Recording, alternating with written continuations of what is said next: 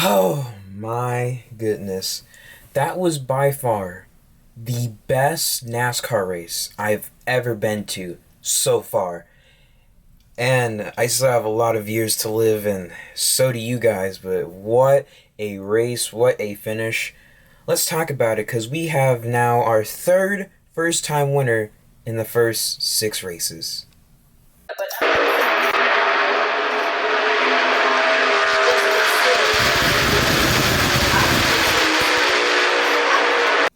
Hey guys, NASCAR Mobile 48 back again. Welcome back to another episode of NRR. In today's video, we're going to be reviewing the 2022 EchoPark Automotive Texas Grand Prix from Circuit of the Americas in Austin, Texas. I was there in person enjoying the race. I had so much fun. I will be having a vlog showing my experience from that race. I was sitting out in turn 1 in stage 1, went to turn 3 in stage 2, and for the final stage I was in turn 19, and that was really good for me to be down in that turn in that final lap, of course. So it was just an amazing race, best race I've ever been to and stuff. But before we go and begin, we're going to talk about our top 10 finishers, also including Ross Chastain, another first-time winner. Going to rate the race, and we're going to do something. Also, we're going to talk about the biggest topic, and that would be about what Chastain did to get his first career win. Then, instead of doing which drivers had a good race, bad race, we're going to talk about three main drivers, in my opinion, of who had a really good race, who was an underdog driver who had a good race, and who just sucked out of like most of the field and stuff. And then we'll wrap up the video. So let's go ahead and dive on into this video. Finishing first was Ross Chastain. Just what a day for Ross Chastain. In fact, what a last few weeks it's been. He's just been so close for just for him to get his first career win, because his season started off pretty terribly if you think about it. He finished 40th in the Daytona 500, so yeah, he finished like dead last. He finished 29th at Auto Club after he was starting to have a bit of a comeback because he wrecked in practice earlier that week. Then he started to have some positives, starting off at Vegas. So really, March was the turning point for Ross Chastain's season. Finished third at Las Vegas, finished second at Phoenix, finished second again last week at Atlanta, and now gets a win today after starting 16. Just what a day for him and stuff. He had one of the fastest cars, and a lot of people predicted Chastain would get it because he did run really well here last year in the 42 car for CGR. So yeah, so I could definitely see that. And then he had that competition with his former colleague, racing teammate Adrian Madinger, for the race win, and a bunch of stuff happened, but we'll get to that later in the video. But what a day for Ross Chastain. Happy for him. Really cool celebration for him and his team, Justin Marks, Pitbull, just everyone on the team. First win for Trackhouse Racing, and it's very cool that first six races we have three different winners, and then the other three drivers who got repeat wins, meaning that they just got the first win of the season was all Hendrick Motorsports, Byron, Bowman, and Larson. So that's freaking weird and stuff. And still, no Toyotas have won yet in the first six races. But still, really cool for Ross Chastain. Really proud of them and stuff. And I had a huge reaction in my vlog that I will be uploading most likely this Wednesday. So stay tuned for that. But yeah, just really cool for Ross Chastain and the one team.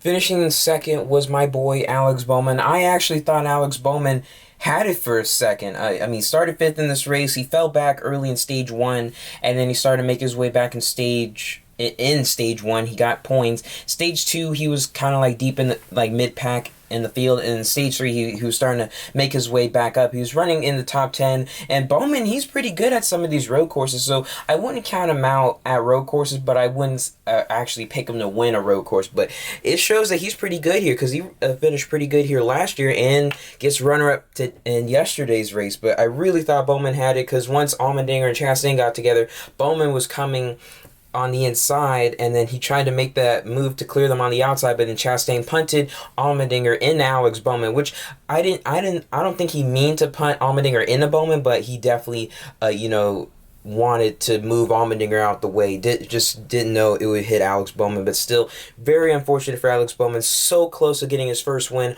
on a road course, just was not meant to be. I was devastated, but I was still happy for Ross Chastain, but I was just too excited, too energized, because that was a really good win. And I saw some Bowman fans leaving the track. They were just talking to me saying like, "Oh, so close," and like, yeah, but it does suck. But for Alex Bowman fans, I'd be pretty happy going into this and stuff because Bowman's not really a road course driver, and it shows after this race that he can do something on road courses. So watch out at Sonoma. He could possibly make some noise there, probably get a win. We'll just have to wait and see and stuff. But man, Bowman, if he would have won, I would admit, yes, he would have backed into this one. That would have been funny, and definitely would have pissed off Kyle Busch after him and Bowman had that incident in the truck race on Saturday. But still, decent race overall for my boy Alex Bowman. Finishing third was Christopher Bell. Christopher Bell had a pretty eventful day, to be honest, and stuff, because I believe it was like in stage 2, Cindric spun out, or something like that, or I think it was in stage 1. Which stage? Stage 1, stage 2, I think Cindric spun out, and then Bell had a near miss on him, almost clipped into him, but luckily he didn't. And then just what a comeback for Bell overall, because the last few races, well, the last couple of races have been pretty rough. A 26 at Phoenix, 23rd last week at Atlanta after going below the line on the last lap. But he started 7th today and finishes 3rd, so a really good day for Christopher Bell overall. We'll see if he can make a bit of a resurgence for his season and stuff. Still not a really hot start for him, but we'll see what he can do because Bell is also a pretty good road course driver in my opinion, so we'll just have to wait and see. Finishing 4th was last year's winner at COTA, Chase Elliott. Chase Elliott had a pretty good day. He didn't qualify as well as I thought. He started in 12th, but Chase Elliott had a pretty decent day in my opinion. He was mostly up in the top 5, top 10 in the final stage and stuff. He was kind of running a bit lower than I thought in the other stages. I mean, he was starting to make some moves up in the first stage. Stage 2 was kind of like meh, but then stage 3 he started to make some noise and stuff. And a lot of fans that I was next to, they were really cheering for Chase Elliott. So Chase Elliott, he has the biggest fan base out in Austin, Texas. Just want to point that out. But still, Chase Elliott had a decent day. A lot of people thought he would win. Heck, I thought he would win this race, but he gets a 4th place finish, which isn't bad and stuff for Chase Elliott for taking us up, but still no wins to start the season so far, and his other 3 teammates do in just the first 6 races. So we'll see what Chase Elliott can do. I mean, we're going to Richmond next week. Well, yeah, this weekend. So I'm not sure how he'll do there. We're going to Martinsville pretty soon after Richmond, so we'll see what he can do there. It just depends, but still a decent day overall for Chase Elliott. And rounding out the top 5 and 5th was Tyler Reddick. A lot of fans are surprised that drivers like Chase Briscoe and Chastain have won before Tyler Reddick, and Tyler Reddick has probably been the most consistent so far, but it's not over yet and stuff. It's only the first 6 races, so for Tyler Reddick, I would not sweat it, but we'll see how he can do for these next few races. I mean, I'm not really sure he's that much of a short track ace, but we'll see what he can do, and then the Bristol Dirt Race coming up in 2-3 weeks, so it just depends and stuff, but Tyler Reddick probably not the happiest or something, just because 2 other drivers got their first career win before he did and stuff, and Briscoe has been in the Cup Series the least amount than him and Chastain and stuff, so that can be kind of frustrating for Tyler Reddick, but we'll see what he can do. He had a decent race. He started 4th, finishes 5th in the race, so top 5 day and stuff. He was running pretty well. I think he had a penalty early in the race. That's what I heard from the commentators who just commentate on the track and stuff, not the actual Fox commentators, but I think he had a penalty in stage 1. I'm not really so sure. Someone correct me if I'm wrong, but if he did have a penalty, he did a good job of making a comeback from that, rebounding from that, but a 5th place finish shouldn't be something to beat yourself up on too and stuff, but he had a decent day overall. We'll see what Reddick can do. I still think he'll get his first career win later this season. Finishing 6th was Ryan Blaney, the driver who started on pole. I don't know what it is about Blaney and then starting on pole and just not able to win and stuff, because this is a fun fact. So from all the races, excluding the Daytona 500, so from Auto Club to today, all of the starts all of where Blaney started, he would finish worse than where he started. Like, for instance, Auto Club, he started 6th, he finished 18th. Las Vegas, he started 11th, finished 36th. Phoenix, he started 1st, finished 4th. Atlanta started second, finished 17th, and then today at Coda started first, finished sixth. So I don't know what that's about for Ryan Blaney, but he's just been pretty close. It's just something about him on pole and stuff. This is the second time he started on pole this season and just didn't get the finish that we all expected. But we'll just have to wait and see for Blaney. It's still pretty early in the season, just for anybody in general. Anything can happen, anything can change, but we're going to short tracks, and Blaney's pretty good at short tracks, so I guess don't sweat it, but at the same time, don't jinx it? I don't know. Finishing seventh was Martin Truex Jr. Truex was probably pretty quiet in this race, in my opinion. He didn't really do that much. I mean, he started 17th in the race, which was kind of surprising to me and stuff, and he finished 7th. Well, we don't really know how good Truex is on this track, because last year he had that incident with Cole Custer because they just could not see, but this time he gets a top 10 finish, so that's really good for Martin Truex Jr. overall. Just I don't really know what to say. Truex, in the final stage, he was up inside the top 10. Well, actually, he was outside the top 10 for a while, out in stage 3, and then he came back and stuff. So Truex is still pretty good at the road course. Just I don't know. You just have all these younger, faster racers who are just outbeating him and stuff. So we'll see what happens. But we're going to Truex's one of his favorite tracks. We're going to Richmond, where he won there last year. Going to Martinsville in a couple weeks. So we'll see if anything can change for Martin Truex Jr. Finishing in 8th was Austin Cindric, and this is kind of a sad fact. This is his first top 10 since winning the Daytona 500. And if you look at Michael McDowell, after McDowell won the Daytona 500, he finished in the top 10 2 straight weeks in a row at the Daytona Road Course and at Homestead. So I'm not sure what to say about that. Cindric's had it pretty rough and stuff. Some of the incidents weren't really his fault. Some of them he just got collected in, and some of them were actually his fault and stuff. I don't know. It's just they would qualify really well and just not have the speed in general. But this is like a bread and butter track for Austin Cindric. He ran this race last year in the 33 car for Penske, and he started 10th in this race and finishes 8th. He wasn't really running inside the top 10 all day and stuff, but he did win the opening stage early in the race, and then then he spun out in stage 2 and stuff. So wait, I'm getting it wrong. No, Suarez won the first stage, and then Cindric didn't win a stage. All right, no, Suarez won the first stage. Cindric he was running pretty well in the first stage, and then the second stage he was doing really well, but unfortunately he didn't win stage 2. It was Denny Hamlin in the end, and then I guess in stage 3 he was pretty quiet. He did get taken out by somebody. I'm not sure who it was. I think it was going into the long straight in turn 11. Or going towards turn 11 and stuff. So he spun out there in stage 3, but then rebounded to get a top 10. So good recovery overall for Austin Cindric after spinning out twice in this race. Finishing in 9th was Eric Jones. Eric Jones finally gets a top 10. Well, actually, I don't know how he does it. And so, because the last few weeks where Jones was supposed to have a top 10, he just didn't. So that was very unfortunate. But today he does, because he was running pretty well in top 10, top 15 territory. And then I think it was stage 3, midway of stage 3. His car stalls out in the longest part of the racetrack, and I was thinking, Jones just cannot finish these races.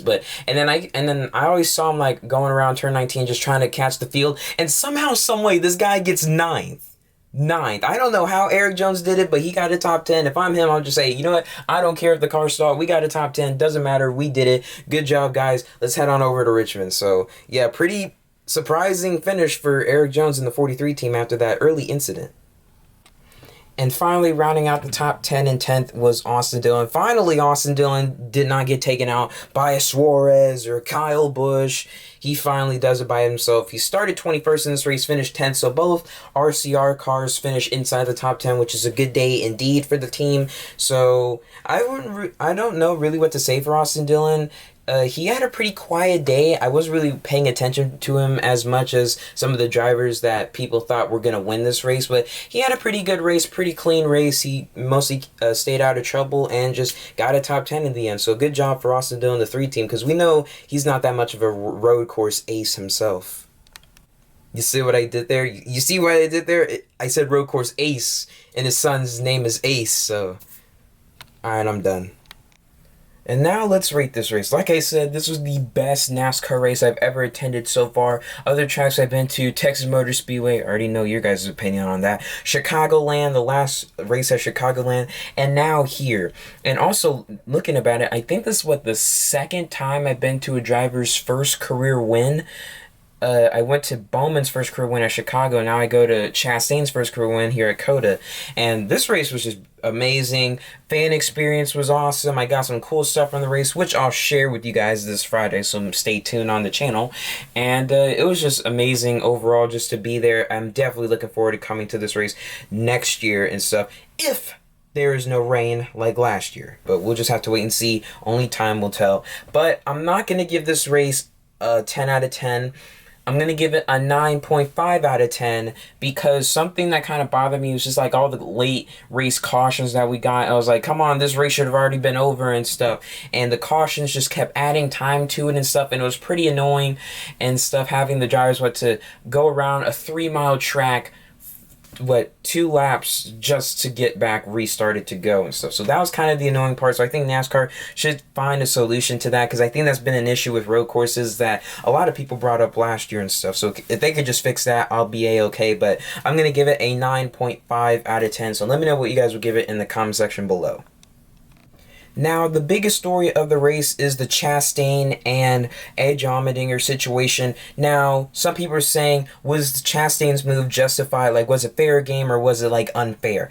I'm just going to go ahead and say it was fair game all the way and stuff. I know a lot of people have to bring stuff like that up, is like what Chastain did for his first win a good thing and stuff. Well, I have to say yes, because really, Hamlin even said it in a tweet earlier today that wins at this point like hard to come by. You're trying to get your first win and stuff. And Hamlin even pointed out that back in 2017, that wasn't okay to do. Just trying to do whatever you can just to get the win, because a lot of people did not like what he did to take out Chase Elliott and stuff. And some people argued that what Bowman did was okay because people just don't like Hamlin. So it's kind of weird of saying that, of how some drivers are saying like Hamlin are actually right, but then fans just don't agree because they don't like him and stuff. But I think what Hamlin is saying is that he has a point and stuff, and you're coming into this part of NASCAR where you have these younger drivers trying to come up here, get their first career win, and then besides, Allmendinger punted Chastain out of the way when Chastain was leading, and then Chastain did the exact same thing. I mean, I don't think he meant to hit Bowman and stuff, but he just did what he had to do to get his first win, and Justin Marks even pointed that out as well. And then Chastain even said, I stand by that and stuff. And I was just thinking, yeah, it's fair game for what Chastain did. He did what he did to get his first career win, and I don't think Allmendinger would have done the same thing. I mean, he could have. I mean, we're not completely sure. I mean, he literally moved Chastain out of the way, but I don't really think he expected Chastain to do the same thing. So I thought it was fair game right there what Chastain did. So I'm not really disappointed for what Chastain did. I'm just happy that he gave me a hell of a finish, and I was in turn 19 where I needed to be just to watch that. But I thought what Chastain did was okay and stuff. You know, you have a lot of drivers like try to bump and bang on the last lap for a win and stuff, and you've seen it in last lap incidents. Like you got the Marcus Ambrose Brad Keselowski thing; those two were gunning at it for the race win, and Ambrose came up on top, and then Keselowski was just trying to make his moves against Carl Edwards in the 2009 Talladega race, and then unfortunately Carl Edwards just threw a bad block and then ended up in the fence and stuff. So I think what Chastain did was okay and stuff. Some fans say otherwise. Most fans think that what Chastain did was okay, and I fully agree and stuff. I mean, I did feel bad for Adrian Madinger because he was battling hard and he's running part-time in the Cup Series right now. So it does suck for Adrian Madinger because I like him. He's a really respectable driver, really good road course racer, but Chastain, it was fair game because you did it to him first, and he did it back. He did the exact same move back. He just shoved you into another driver, and you went up into the gravel and stuff. But I did feel bad for Allmendinger, but still Chastain just did what he had to do and stuff. And it's gonna come like that in these types of races and stuff with these younger drivers. They see that with this new next gen car, it's a huge opportunity to get your first win. You don't want to waste it. You just want to go attack now. So I'm guessing that's like the slogan motto coming in for this new season and stuff. So that's the end of that. Just want to say, did I think what Chastain did, was it fair, unfair? I thought it was completely fair. So, in my opinion, driver of the day easily has to go to Ross Chastain, finally getting a win after finishing third, second, and second the last 3 weeks, and now getting it done today and having to do whatever it takes just to get the win, and a really cool celebration with his racing team and stuff. So, I think it was fully deserved for the one team, and I really think he does deserve driver of the day because really, Chastain didn't even start in the top 10, I think. I think Chastain, I said it before, yeah, he started like 16th and stuff, so he had to come back from a lot and stuff, and this is a road course and stuff, so, but you still have cautions and stages altering some stuff, but still, he was able to hold off Adrian Madinger. Like, for a lot of the laps, he was able to hold off Adrian Madinger, the road course ace himself, the road course ringer, who's won, what, at the Glen and at the Indy road course and stuff. He's just a road course guy that we all know and love him for and stuff. He was able to hold off his old teammate from that and stuff. And also, Chastain even said in his interview that he's learned a lot of road courses. He's learned a lot from road courses just by being Allmendinger's teammate back in 2020. So I think that's really cool to share with as well. So my opinion, I think Ross Chastain is driver of the day. Now for underdog driver of the day, I want to give it to Todd Gillan, something random and stuff. Because Todd Gillan, he got his best career finish this season, finishing 16th. He started 29th. He had a mostly clean race and stuff. I don't remember seeing him getting into any incidents. He was running pretty well inside the top 20 and stuff. I mean, he beat drivers like Denny Hamlin, Eric Almirola, and others and stuff. So really good day, in my opinion, for Todd Gillan. Just had a solid day, stay out of trouble, gets his best career finish up to date. And then the unlucky driver of the day has to go to Adrian Madinger, running up there. He qualified 20th for this race. He was running really well. He was starting to show a lot of speed in stage 2. He was just running up there, competing, had to go against Ross Chastain, Tyler Reddick, Bowman, Kyle Busch, drivers like that in the late part of stage 3. And just, like I said, Chastain got into the back bumper of Adrian Madinger going into turn 19, and then he slammed in Alex Bowman, and around he went and got stuck in the gravel, and he just could not move and stuff. So it does suck for him after he was on pace to have a really good finish, but then instead he takes a 33rd place finish. And that will do it for today's video. So guys, thank you guys so much for watching. Please like, comment, share, subscribe. If you guys want to check out my gaming channel, NASCAR Gaming 48, link will be down in the description below. Channel's blowing up right now. You guys are watching the videos if you guys are fans of the gaming channel. So I recommend you guys go check out the gaming channel. Link will be in the description. Make sure you subscribe so you don't miss any NASCAR gaming content from me. If you want to check out my Instagram, link will also be in the description. And subscribe to this channel. Really appreciate you guys and stuff. It does mean a lot. It was really fun going to COTA and stuff, and I can't wait to show you guys the video, the vlog that I had from the race on Wednesday, and then I'll show you all the goodies I got from COTA on Friday, so make sure you guys are subscribed so you don't miss any of that. And that would do for today. It was a really great race. Like I said, best race I've ever been to. Going to Richmond next week, which I'm kind of 50-50 on that because number one, Richmond's the worst short track we have on that in NASCAR. But then second, Bowman was pretty good there last year. He won, so let's see if the Bowman, the showman, can get win number 2 of the season next week. But we'll see. Anyway, that will do for today's video. I'll see you guys in the next one. Have a great rest of your day. This is NASCAR Mobile 48. Peace out.